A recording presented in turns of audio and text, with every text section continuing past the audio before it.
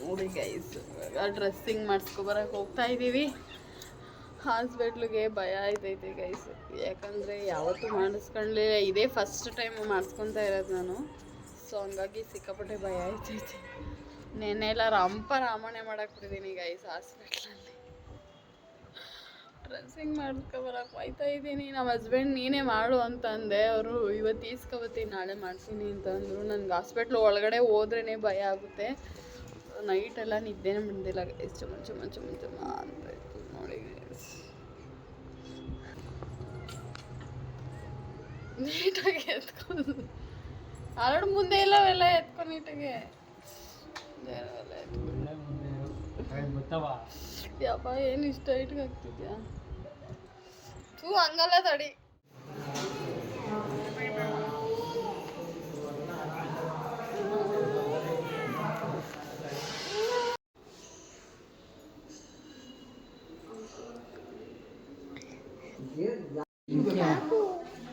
ನಿಂಗೂ ಬೇಕಾ guys? Dressing ಮಾಡಿಸ್ಕೊಂಡು ಅಂಗಡಿಗೆ ಹೋಗಿ ವ್ಯಾಪಾರ ಮಾಡಿ ಬಂದಿದ್ದೀವಿ ಇವತ್ತು. ಗೈಸ್ ಡ್ರೆಸ್ಸಿಂಗ್ ಮಾಡಿಸ್ಕೊಂಡು ಬಂದ್ವಿ. ಡ್ರೆಸ್ಸಿಂಗ್ ಮಾಡಿಸ್ಕೊಂಡು ನಮ್ಮ ಅಂಗಡಿಲಿ ಕೂತಿದ್ದೆ ಗೈಸ್ ಇಷ್ಟೊತ್ತಕ. ಒಂಥರ ಬೇಜಾರು ಹಿಂಗೆ ಆಗೋಯ್ತಲ್ಲಪ್ಪ ಅಂತ ಅಂದ್ಬಿಟ್ಟು ನಮ್ಮ ಪಾಪಗೆ ಆಗಬೇಕಾಗಿತ್ತು, ಯಾಕಂದ್ರೆ ಅವನೆಲ್ಲ ಹೋಗಿ ಕೈಯೆಲ್ಲ ಇಕ್ಕಿ ಎಲ್ಲ ಮಾಡ್ತಿದ್ದಿತ್ತು. ನಮ್ಮ ಹಂಗೇನಾಯಿತು ಅಂದರೆ ಅಂಗಡೀಲಿ ಸೆಲ್ಫ್ ಥರ ಗ್ಲಾಸ್ ಹಾಕಿರ್ತೀರಲ್ಲ ಗೈಸ್, ಅದು ಬೈ ಮಿಸ್ಟೇಕಾಗಿ ಹೊಡೆದೋಗ್ಬಿಟ್ಟೈತೆ, ನಾವು ನೋಡಿಲ್ಲ. ಸಂಜೆ ಆಯ್ತಲ್ಲ ಕಸ ಗುಡ್ಸೋಣ ಅಂದ್ಬಿಟ್ಟು ಪೆನ್ಸಿಲ್ಗಳೆಲ್ಲ ಇದ್ವಲ್ಲ ಇವನ್ನೆಲ್ಲ ಅಳ್ಬಿಟ್ಟಿದೆ, ಎತ್ಕೊಂಡು ಇಡಕ್ಕೆ ಹೋದೆ. ಹಿಂಗೆ ರಪ್ಪ ಅಂತ ಆಗ್ತಿದ್ನಲ್ಲ, ಅದು ಫುಲ್ಲು ಚೂಪ್ಗಿತ್ತು, ಅದು ಒಡೆದ್ಬಿಡ್ತು. ನನ್ನ ಹೆಂಗಾಯ್ತು ಅಂತಲೇ ಗೊತ್ತಿಲ್ಲ, ಪತ ಅಂತ ಬ್ಲಡ್ ಎಲ್ಲ ಫುಲ್ಲು ಸುರಿದೋಯ್ತು. ಅಪ್ಪ ಸಿಕ್ಕಾಪಟ್ಟೆ ಬ್ಲಡ್ ಹೋಯ್ತು. ಹಾಸ್ಪಿಟ್ಲಲ್ಲಂತೂ ಹೋಗಿ ರಂಪ ಮಾಡಾಕ್ಬಿಟ್ಟಿದ್ದೀನಿ ಗೈಸ್, ಎಷ್ಟು ಬೈಕೊಂಡ್ರೋ ಗೊತ್ತಿಲ್ಲ. ಹೋಗಿದ ತಕ್ಷಣ ಸ್ಟಿಚ್ ಹಾಕಬೇಕು ಅಂತ ಅಂದ್ಬಿಟ್ರು, ಅದನ್ನು ಕೇಳಿನೇ ಭಯ ಆಗೋಯ್ತು. ಸಿಸರಿನ್ ಬಿಟ್ಟರೆ ಇದೇ ನಾನು ಸ್ಟಿಚ್ಚು ಪಚ್ಚು ಅಂತೆಲ್ಲ ಹಾಕ್ಸ್ಕೊಂಡಿರೋದು. ಸಾಮಾನ್ಯವಾಗಿ ನಾನು ಆ ಥರ ಏಟೆಲ್ಲ ಏನು ಮಾಡ್ಕೊಳಕ್ಕೆ ಹೋಗಲ್ಲ, ಯಾಕಂದರೆ ನೋಡ್ರಿ ಈ ಥರ ಭಯ ಆಗುತ್ತೆ ಅಂತಲೇ ಟಿ ಇಂಜೆಕ್ಷನ್ ಹಾಕ್ಸೋರೆ, ಕೈಗೊಂದು ಹಾಕ್ಸೋರೆ, ಸೊಂಟಕ್ಕೊಂದು ಇಂಜೆಕ್ಷನ್ ಹಾಕೋರೆ. ಏನು ಭಯ ಅಂತ ಅಂದರೆ ನಮ್ಮ ಗಂಡ ಮಕ್ಕಳು ನೋಡ್ಕೊಳ್ಳೋಕ್ಕೆ ನಾನೇ ನೋಡ್ಕೋಬೇಕು ಗೈಸ್. ಒಂಚೂರು ಸಪೋರ್ಟ್ ಇಲ್ಲ ಗೈಸ್, ಇವರಿಬ್ರು ಬಂದಲ್ಲ ಬೆಸ್ಟ್ ಬಾಡಿಗಳು, ಇವರಿಬ್ರದ್ದು ಒಂಚೂರು ಸಪೋರ್ಟ್ ಇಲ್ಲ. ಏನೇ ಮಾಡ್ಕೊಂಡ್ರು ನಾನೇ ಮಾಡ್ಕೋಬೇಕು. ಸೊ ಇವರಿಬ್ರನ್ನ ಯಾರು ನೋಡ್ಕೊತಾರೆ ಅಂತಾನೆ ಅರ್ಧ ನನಗೆ ಬೇಜಾರಾಯ್ತಿತ್ತು. ಆ್ಯಂಡ್ ಇನ್ನೊಂದೇನು ಅಂತ ಅಂದರೆ ನಮ್ಮ ಪಾಪ ಅಲ್ಲಿ ಹೋಗ್ಬೇಕಾಗಿತ್ತು, ಕನ್ನೆಗೋ ಅಥವಾ ಫೇಸಿಂಗ್ ಬಂದು ಕಣ್ಣಿಗೋ ಅಥವಾ ಕೈಗೆ ಏನಾದರೂ ಅವ್ನಿಗೇನೇನು ಆಗ್ಬಿಟ್ಟಿದ್ರೆ ಅಷ್ಟೇ ನನ್ನ ಜೀವನೇ ಹೊಡೆದೋಗಿರೋದು. ನನಗಾಗಿದ್ದಕ್ಕೆ ಏನೋ ಸರೋಯ್ತು, ಬಟ್ ನಮ್ಮ ಪಾಪು ತಡಿತಾನೆ ಬಿಡ್ತು. ಆದ್ರೂ ಅವನಿಗಾಗಬೇಕಾಗಿತ್ತು, ನನಗಾಯ್ತು ನೋಡಿ. ಒಂಥರ ಏನೋ ನನಗಾಯ್ತಲ್ಲ ಬಿಡು, ಪಾಪಗೇನಾಗಿಲ್ವಲ್ಲ ಅನ್ನೋದೊಂದು ಖುಷಿ. ಸೊ ನೀವು ಏನಾದರೂ ಕೆಲಸ ಮಾಡಬೇಕಂದ್ರೆ ಹುಷಾರಾಗಿ ಮಾಡಿ. ನಮ್ಮ ಥರನೇ ಇರೋರು ಇರ್ತೀರ, ಮನೇಲಿ ಯಾರೂ ಮಾಡಲ್ಲ, ನೀವೇ ಮಾಡಬೇಕು ಅನ್ನೋ ಥರನೂ ಇರ್ತೀರ. ನಾನು ಸ್ವಲ್ಪ ಫಾಸ್ಟ್ ಜಾಸ್ತಿ. ಸೊ ಅದಕ್ಕೆ ನೋಡಿ ಹಿಂಗೆ ಮಾಡಿಕೊಂಡೆ ನಾನು. ನೀವು ಏನಾದರೂ ಕೆಲಸ ಮಾಡುವಾಗ ದಯವಿಟ್ಟು ನೋಡ್ಕೊಂಡು ಹುಷಾರಾಗಿ ಮಾಡಿ, ಯಾಕಂದರೆ ನಮ್ಮದನ್ನ ನಾವೇ ನೋಡ್ಕೋಬೇಕು. ಯಾರಿಗೆ ಯಾರು ಇಲ್ರಿ ಅಂತಾರಲ್ಲ, ಸೊ ಹಾಗೆ. ಸೊ ಇವಾಗ ಮನೆಗೆ ಬಂದು ಮೊಸರನ್ನ ಮಾಡ್ತಾಯಿದ್ದೀವಿ. ಬೆಳಗ್ಗೆ ನಮ್ಮ ಹಸ್ಬೆಂಡು ಪೂರಿ ತನ್ಕೊಂಡು ಕೊಟ್ಟಿದ್ರು ಹೋಟೆಲ್ನಲ್ಲಿ. ನಮ್ಮ ಮನೆಯವ್ರಿಗೆ ಅಡುಗೆ ಮಾಡೋಕ್ಕೆ ಬರಲ್ಲ, ಸೊ ಹಂಗಾಗಿ ನಮ್ಮಮ್ಮ ಇವತ್ತು ಬರ್ತೀನಿ ಅಂತ ಹೇಳಿದ್ದಾರೆ. ಇಷ್ಟು ದಿನ ನಮ್ಮಮ್ಮನ ಕೆಲಸ ಇರಲಿಲ್ಲ, ಇವಾಗ ಕೆಲಸ ಸ್ಟಾರ್ಟ್ ಆಯಿತು. ಕೈ ನೋಡಿದ್ರೆ ಹಿಂಗೆ ಮಾಡ್ಕೊಂಡಿದ್ದೀನಿ. ಕರಿಯೋಕ್ಕೂ ಬೇಜಾರು, ಬಟ್ ಕರಿ ವಿಧಿ ಇಲ್ಲ, ಕರೀಲೇಬೇಕು. ಮನೆಯವ್ರಿಗೆ ಎಲ್ಲ ಮಾಡೋಕ್ಕೆ ಬರಲ್ಲ. ಸೊ ಹಂಗಾಗಿ ಆಯಿತು ಬರ್ತೀನಿ ಅಂತ ನಮ್ಮಮ್ಮ ಹೇಳಿದ್ರು. ಇವತ್ತು ಸಂಜೆ ನಮ್ಮಮ್ಮ ಬರ್ತಾರೆ. ಇಷ್ಟ ಆಯಿತು ಗೈಸ್. ಒಂಥರ ನೈಟೆಲ್ಲ ನಿದ್ದೆನೇ ಮಾಡಿಲ್ಲ. ನನಗೆ ಫುಲ್ಲು ನನಗೆ ಸಿಸರಿನ್ ಮಾಡಿದ್ರಲ್ಲ, ನನ್ನ ಅದೇ ಅಯ್ಯೋ ನನ್ನ ಡೆಲಿವರಿ ಆಯ್ತಲ್ಲ ಹಿಂಗೆ ಮಾಡಿರ್ತಾರಲ್ವ ಹಂಗೆ. ಬಟ್ ಒಂದೇನು ಅಂದರೆ ಅವಾಗ ಫುಲ್ ಅನಸ್ತೇಷ್ಯ ಕೊಟ್ಟಿರ್ತಾರೆ, ನಮ್ಗೆ ಅಷ್ಟು ಗೊತ್ತಾಗಲ್ಲ. ಪಾಪ ಬರುತ್ತೆ ಅನ್ನೋ ಖುಷಿಲಿ ಇರ್ತೀವಿ, ಅಷ್ಟು ಭಯ ಇರುತ್ತೆ. ಬಟ್ ಈಗ ಆದಷ್ಟೇನು ಭಯ ಇರಲ್ಲ, ಪಾಪ ಬರುತ್ತಲ್ಲ ಅನ್ನೋ ಒಂದು ಖುಷಿ ಇರುತ್ತೆ. ಬಟ್ ಈ ಸಲ ಅಂತೂ ಸಿಕ್ಕಾಪಟ್ಟೆ ಹೆದ್ರಕೊಂಬಿಟ್ಟೆ ನಾನಂತೂ.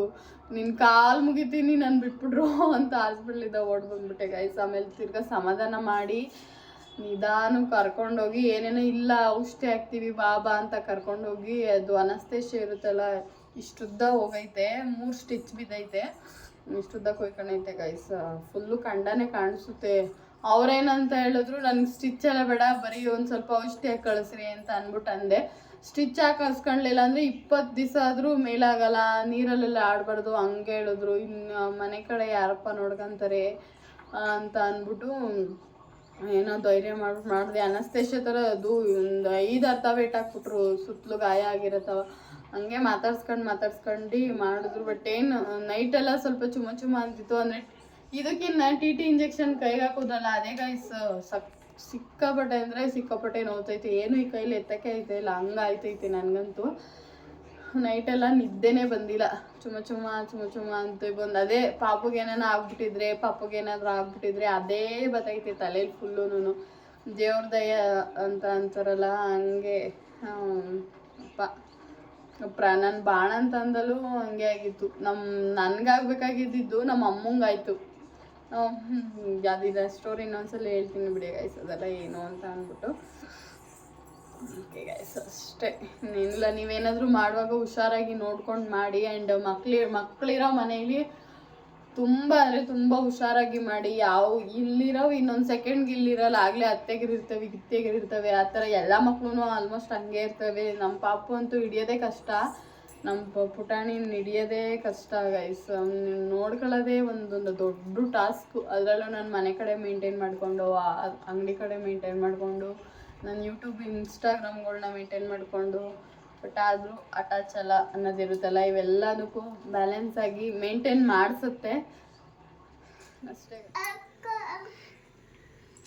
ನಮ್ಮಮ್ಮ ಬಂದು ಅಮ್ಮ ಗ್ಯಾಸ್ ಆನ್ ಮಾಡಿಬಿಟ್ಟು ನೋಡಿಲಿ ನೋಡಿ ಗೈಸ್, ಈ ಥರ ನಮ್ಮ ಮನೇಲಿ ಒಣಗೋಗಿರೋ ಬಾಳೆಹಣ್ಣು ಇಟ್ಕೊಂಡು ಗ್ಯಾಸ್ ಆನ್ ಮಾಡಿ ನಮ್ಮ ಮೇಡಮ್ ಕಾಮವರು ನಮ್ಮ ಮಮ್ಮಿ ಬಂದಿದ್ದಾರೆ ಗೈಸ್. ನನ್ನ ಕೈ ಫ್ರ್ಯಾಕ್ಚರ್ ಆಗಿರೋದಕ್ಕೆ ಬೆಳಗ್ಗೆ ಕೆಲ್ಸಕ್ಕೆ ಹೋಗ್ಬೇಕಂತ ಪಟ ಅಂತ ಕುಕ್ಕಿಂಗ್ ಮಾಡ್ತಾ ಇದ್ದಾರೆ. ಏನು ಮಾಡ್ತಿದ್ಯಮ್ಮ? ಯವ್ವಾ ಇವರು ಬಾಸು. ಗುಂಡ ಹಾಯ್ ಮಾಡು ಎಲ್ರಿಗೂ. ಅಮ್ಮ ಹಾಯ್ ಗಾಯ್ಸ್, ಹಾಯ್ ಮಾಡು. ಮನೆ ಇಲ್ಲಿ ಇಲ್ಲಿ ವಿಡಿಯೋ ಕಾಲಲ್ಲಿ ತೋರಿಸ್ತಿದ್ದೀನಿ ಪಪ್ಪನ್ನ. ನಮ್ಮ ಪುಟಾಣಿ ಅಂತೂ ಬಿಡೋದೇ ಇಲ್ಲ ಗೈಸ್. ನಮ್ಮಮ್ಮ ಬಂದರೆ ಮದರ್ ಇಂಡಿಯಾ ಇಸ್ ಕುಕ್ಕಿಂಗ್ ನಾವು. ಗುಂಡ ಇದು ಯಾರಪ್ಪ? ಇದು ಯಾರಿದು?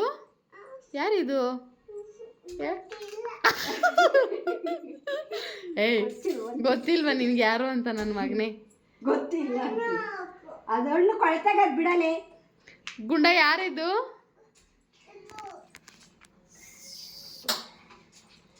ಪ್ರಿಪೇರಿಂಗ್ ಮೆಂತ್ಯ ಬಾತ್ ರೆಸಿಪಿ ಹೇಳ್ತೀನಮ್ಮ, ರೆಸಿಪಿ ಹೇಳ್ತಿ. ಯಾರಪ್ಪ ಇದು? ನಮ್ಮಮ್ಮ ಬಾಯಿ ಕಡೆ. ನಮ್ಮಮ್ಮ ಅದು ಬಾಯಿ ಕಡೆ. ನಿನ್ಗೆ ಎತ್ತು ಕೊಡ್ತೀನಿ ಬಾಯಿ ಕಡೆಗೆ. ನಮ್ಮಮ್ಮ ಅದು.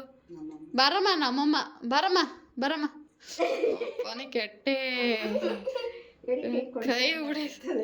ಕೈ ಉಡಿಸ್ ಮಾಡಿವಲ್ಲವ ಇವಾಗ ತಿರ್ಗಾ.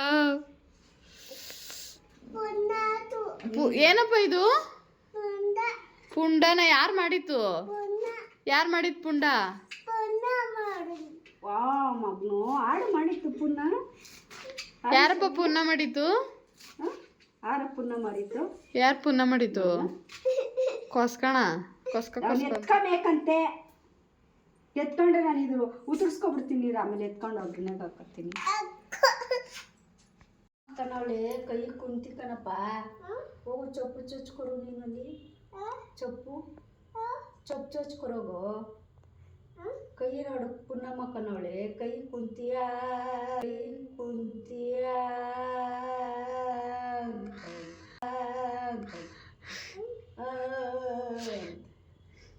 ಹೆಂಗನ ತೋರ್ಸು ನೀನು. ಕೈ ತೋರ್ಸು ಹೆಂಗನ್ನೋದು. ಕೈ ಹಿಂಗೆ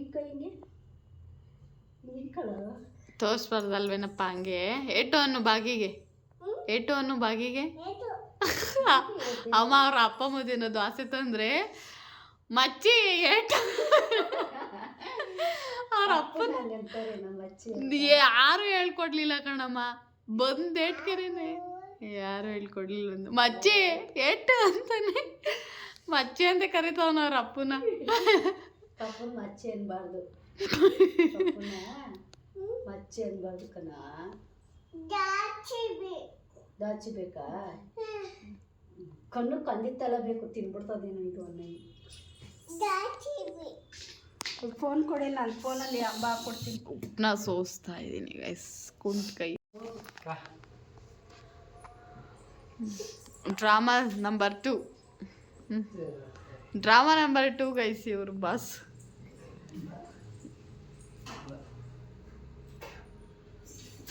ಗುಂಡ ಯಾರದು? ಯಾರದು ಗುಂಡ? ಯಾರದು? ಯಾರದು? ಯಾರತ್ರ ಹೋಗಿರೋದು ನೀನು? ನಮ್ಮಪ್ಪ ಇಳಿಕೆ ಅಲ್ಲೇ ಇಕ್ಕಿದೀನಿ ನೋಡು, ಅದೇ ನಮ್ಮಪ್ಪ ಇಳಿಕೆ ನಮ್ ಬಿಡಾಸ್ ಬಂದು ಕೆಳಿಕೆ ನನ್ನ ಎತ್ಕೋ ಬಿಡು ಅನ್ನ ಕೆಳಿಕೆ ಬಿಡು ಕೆಳಿಕೆ ಬಿಡು ಕೆಳಗೆ ಎತ್ಕೋಸ್ ಬಂದು ನನ್ನ ಬಿಡು ಕೆಳಿಕೆ. ಈ ವಿಡಿಯೋ ಬಂದು ನಾನು ಸ್ಟಿಚ್ ಮಾಡಿಸ್ಕೊಂಡು ಬಂದ್ವಲ್ಲ ಗೈಸ್, ಅವತ್ತೊಂದು ದಿವಸ ಇದು ನನಗೆ ಏಟಾಗಿದ್ದ ದಿವಸ. ಇದು ಬಂದು ಅವರೇ ಹೋಟೆಲ್ನಲ್ಲಿ ತೊಗೊಂಡು ಬಂದು ಊಟ ತಿನ್ನಿಸಿದ್ರು. ಒಂದು ಹೇಳೋಕ್ಕೆ ಇಷ್ಟಪಡ್ತೀನಿ, ಏನು ಅಂದರೆ ಗಂಡ ಹೆಂಡ್ತಿರ ಮಧ್ಯೆ ಎಷ್ಟೇ ಇರಲಿ, ಎಷ್ಟೇ ಹೋಗಲಿ, ಎಷ್ಟೇ ಬರಲಿ, ಬಟ್ ಫೈನಲಾಗಿ ನಿಲ್ಲೋದು ಗಂಡನಿಗೆ ಹೆಂಡತಿ. ಅವ್ರ ಮನೇನ ಬಿಟ್ಟು ನೀನೇ ಸರ್ವಸ್ವ, ನೀನೇ ಎಲ್ಲ ಕಷ್ಟನೋ ಸುಖ ನಿನ್ನ ಜೊತೇಲಿ ಇರ್ತೀನಿ ಅಂತ ಅಂದ್ಕೊಂಡು ಸಪ್ತಪದಿ ತುಳ್ದು ಬರೋ ಹೆಂಡತಿಗೆ ನಾನಿದ್ದೀನಿ ನಿನ್ನ ಜೊತೆ ಕೊನೆವರೆಗೂ ಅಂತ ಹೇಳೋ ಒಬ್ಬ ಶಾಶ್ವತವಾಗಿ ನಮ್ಮ ಜೊತೆ ಇರೋ ಗಂಡ ಸಿಕ್ಕರೆ ಲೈಫಲ್ಲಿ ಬೇರೆ ಏನು ಬೇಡ, ಯಾವ ಒಡವೆ ವಸ್ತ್ರ ಯಾವುದು ಬೇಡ ಅನಿಸ್ತೈತೆ. ಸೊ ಈ ವಿಷಯದಲ್ಲಿ ನಾನಂತೂ ತುಂಬಾ ಲಕ್ಕಿ.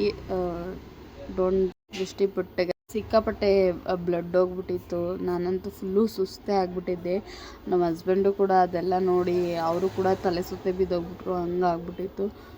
ಸೊ ಫೈನಲಿ ಇವಾಗ ಪರವಾಗಿಲ್ಲ ಗೈಸ್, ನಾನು ಇವಾಗ ಸ್ವಲ್ಪ ಹುಷಾರಾಗಿದ್ದೀನಿ. ಅಂಗಡಿ ಹತ್ರನೂ ಬರ್ತಾಯಿದ್ದೀನಿ. ಕೈಯೆಲ್ಲ ಸ್ವಲ್ಪ ಆಡಿಸ್ತೀನಿ. 12 ಡೇಸ್ಗೆ ಸ್ಟಿಚ್ ಬಿಚ್ಚಿಸ್ಬೇಕು ಅಂತ ಹೇಳಿದ್ದಾರೆ. ಅಲ್ಲಿವರೆಗೂ ನೀರಲ್ಲಿ ಆಡಬಾರ್ದು ಅಂತ ಹೇಳಿದ್ದಾರೆ, ವೆಯ್ಟ್ ಎತ್ತಬಾರ್ದು ಅಂತ ಹೇಳಿದ್ದಾರೆ. ಅಲ್ಲಿವರೆಗೂ ನಮ್ಮಮ್ಮ ಬರುತ್ತಂತೆ. ಸೊ ಹಿಂಗೆ ಮೇಂಟೈನ್ ಆಗುತ್ತೆ. ನಾನು ಕೈಯೆಲ್ಲ ಆಡಿಸಿ ಕೆಲಸ ಮಾಡೋಕ್ಕೆ ನಾನು ಟ್ರೈ ಮಾಡ್ತಾಯಿದ್ದೀನಿ. ಕೆಲಸ ಅಂದರೆ ಏನು ಅಷ್ಟೇನು ಕೆಲಸ ಮಾಡ್ತಾಯಿಲ್ಲ ಗೈಸ್. ಪಾಪ ಎಲ್ಲ ನಮ್ಮಮ್ಮ ಮಾಡಿ ಇಲ್ಲಿಂದ ಅಲ್ಲಿವರೆಗೂ ಹೋಗುತ್ತೆ ಕೆಲಸಕ್ಕೆ. ನೆಲಮಂಗ್ಲದಿಂದ ದೊಡ್ಡಾಲ್ಮರದವರೆಗೂ ಹೋಗಬೇಕು ಕೆಲಸ, ರಾಮೋಳಿ ಗೇಟ್ವರೆಗೂ ಹೋಗಬೇಕು ಕೆಲಸಕ್ಕೆ. ಡೈಲಿ ಅಪ್ ಆ್ಯಂಡ್ ಡೌನ್ ಮಾಡ್ತೀನಿ ಅಂತ ಹೇಳಿದ್ದಾರೆ. ಸೊ ತುಂಬ ಜನ ಕೇಳಿದ್ದಾರೆ ಏನಾಯಿತು ಅಂತ. ಸೊ ನಾನು ಈ ವಿಡಿಯೋದಲ್ಲೆಲ್ಲ ಶೇರ್ ಮಾಡ್ಕೊಂಡಿದ್ದೀನಿ ಅಷ್ಟೇ ಗೈಸ್. ನಾನು ಈ ವಿಡಿಯೋನ ಇಲ್ಲಿಗೆ ಎಂಡ್ ಮಾಡ್ತಾಯಿದ್ದೀನಿ. Thank you for watching guys.